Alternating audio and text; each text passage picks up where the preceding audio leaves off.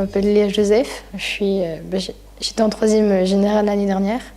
Je suis actuellement en première année, je prépare un bac pro en maçonnerie, ça s'appelle l'IPBM, donc c'est intervention sur le patrimoine bâti maçonnerie. J'en ai pour 3 ans. Dans quel ITF, donc c'est Institut européen de formation des compagnons du Tour de France à Mouchard. Donc à l'Institut européen de formation des compagnons du Tour de France, on propose une formation lycée où on a des jeunes de toute la France qui viennent au lycée dans le Jura pour passer soit un CAP, soit un bac professionnel. Et l'intérêt du projet du lycée, c'est qu'il est vraiment calqué sur le modèle du Tour de France. Ça veut dire qu'on a des élèves de toute la France donc, qui viennent dans le Jura et on les envoie en France un peu partout en stage. Donc on délivre un diplôme initial. Pour partir sur le Tour de France, c'est après ce diplôme initial, avec un CAP en poche ou un bac professionnel. Et après seulement, au bout de plusieurs années de Tour de France, on devient compagnon. Tout au long du Tour de France, les jeunes ont la possibilité de tailler des maquettes.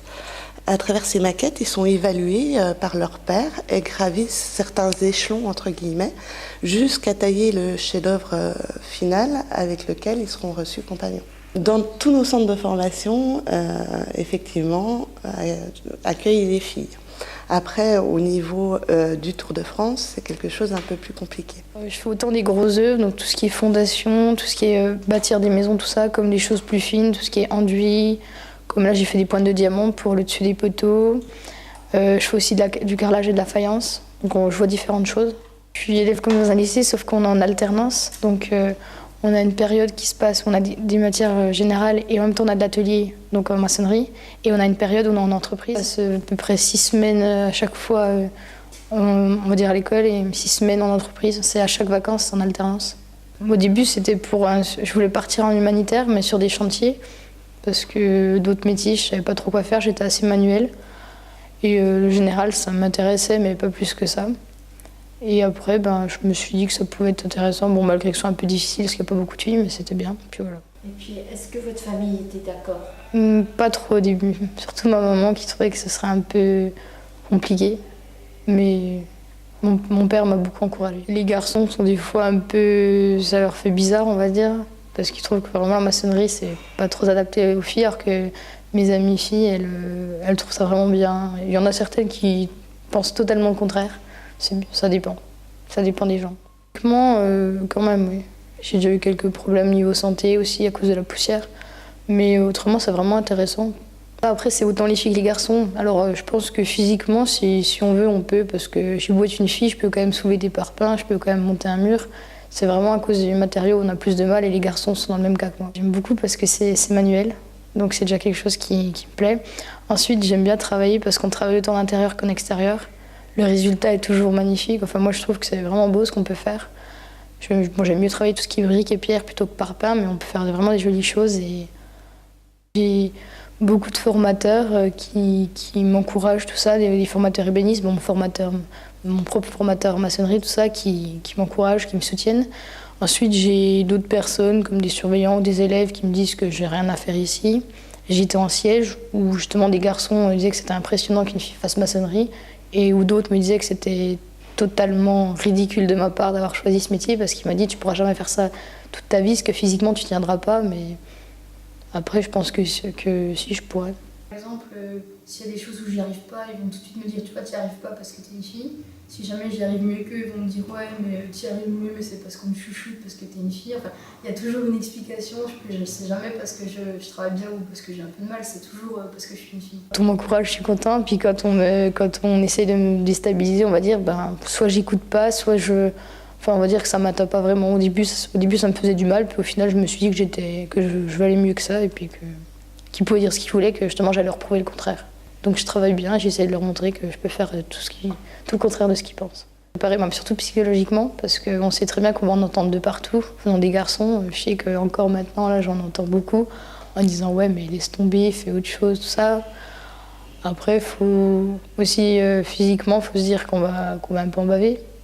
Mais il faut pas se décourager parce qu'on a toujours des gens qui nous soutiennent, ne serait-ce que les personnes à l'institut, le directeur, les CPE, enfin tout le monde, les formateurs, et puis ça nous motive. Les maçons avec qui je travaillais m'ont appris beaucoup de choses.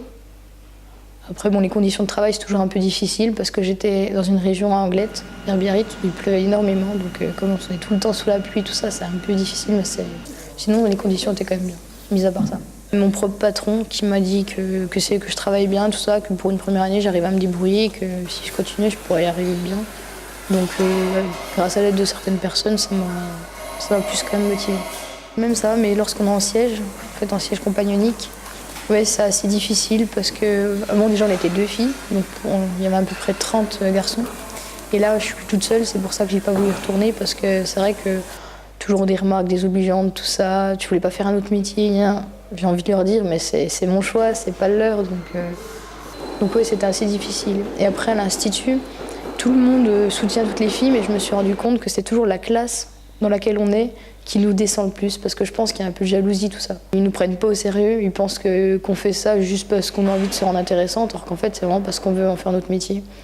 Ça nous motive plus parce que je me dis que je suis la seule fille dans ma classe, donc j'ai envie de montrer aux garçons que je peux y arriver et que je peux être aussi forte qu'eux. Au moins j'aimerais bien être au même niveau qu'eux. Puis en même temps c'est un peu un frein parce qu'on a toujours des petits problèmes, tout ça, problèmes de filles, tout ça, et c'est un peu compliqué à gérer, surtout sur un chantier. Alors le compagnonnage, pour moi, c'est déjà une sorte de deuxième famille, je dirais, parce qu'ils sont assez soudés, il y a des bons liens, on apprend beaucoup de choses en voyageant.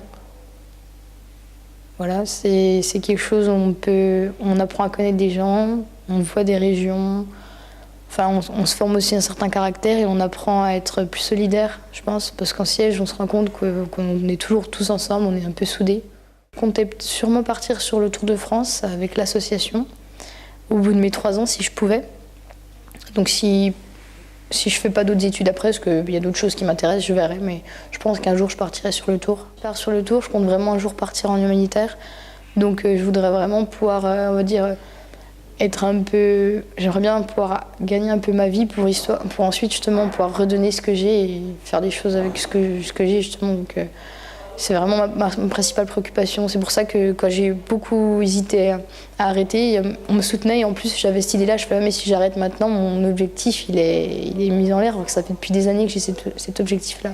Il faut essayer de voir plus loin, se dire qu'on peut toujours aider les autres malgré que ce soit un métier qui soit complètement différent, même si c'est pas un métier en s'occupant de personnes en difficulté, handicapées ou âgées ou même d'enfants. On peut quand même aider les gens. On se rend compte que si théoriquement on ne comprend pas, en pratique on ne peut pas continuer. Et c'est assez difficile parce qu'ils nous en demandent beaucoup. Mais après c'est intéressant aussi, la technologie, on apprend énormément de choses. Après les matières générales, on est obligé aussi de un peu tout savoir parce que si on rencontre des clients, on est un peu obligé de parler anglais, on va dire. Donc il faut qu'on se donne à fond. Le français, si on ne sait pas écrire trop bien, c'est pas génial. Les mathématiques, on a besoin de faire beaucoup de calculs. Enfin, faut vraiment être bon dans tout. La façon dont on m'en a parlé, on m'a dit que c'était un peu strict, mais en même temps, je sais on apprend bien, on mûrit vite. Enfin, il n'y a pas que qu'à l'école qu'on apprend. Enfin, même on se forme une sorte de personnalité ici si on était un peu perdu. Enfin, moi, c'est ce qui m'est arrivé.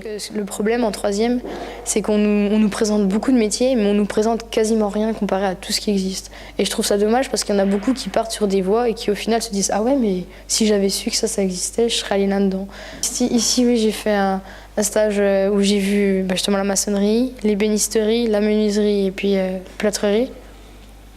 Et là, c'est là où j'ai vraiment dit que je voulais faire maçon. Je lui dirais de faire des stages pour découvrir des choses. Je lui dirais de voir quelles est ses principales préoccupations. Je lui dirais un peu de se renseigner autour d'elle, de ne pas écouter les autres, mais vraiment de suivre ce qu'elle veut. Que si jamais elle a vraiment des gros doutes, qu'elle aille complètement en général, si jamais ça lui plaît bien sûr, et qu'elle voie ensuite, qu'elle se renseigne, tout ça. Mais surtout, pas qu'elle écoute les gens si jamais quelque chose lui plaît et qu'on lui dit non mais ça tu peux pas le faire, et puis qu'elle dise ah d'accord. Il faut vraiment qu'elle montre qu'elle soit motivée et qu'elle essaye de chercher. La sortie de 3e, c'est pas évident de choisir un métier puis d'être sûr aussi de faire le bon choix. Donc on organise un entretien oral avec un formateur métier qui va permettre de déceler si le jeune se trompe ou pas de choix. On propose également des stages découvertes de 3 jours. Pendant leur année de 3e, un élève peut venir 3 jours en immersion, en conditions d'internat dans notre lycée. On lui fait visiter 4 ateliers différents ça lui permet peut-être déjà de découvrir l'établissement et puis d'autre part d'affiner son choix de métier si ce n'est pas le cas. À chaque fois qu'on parle des métiers du bâtiment ou d'autres métiers qui sont assez physiques ou un peu durs, on va dire, et tout de suite on les déstabilise. Moi je sais que j'ai longuement hésité parce qu'on me disait toujours ouais mais non tu n'y arriveras pas. Et c'est parce que je me suis dit, parce que j'ai eu la force, j'ai eu le courage de me dire allez on essaye. Mais il y en a qui hésitent et vu qu'elles se cherchent, elles sont un peu perdues, elles essayeront pas alors que ça se trouve ça leur plairait.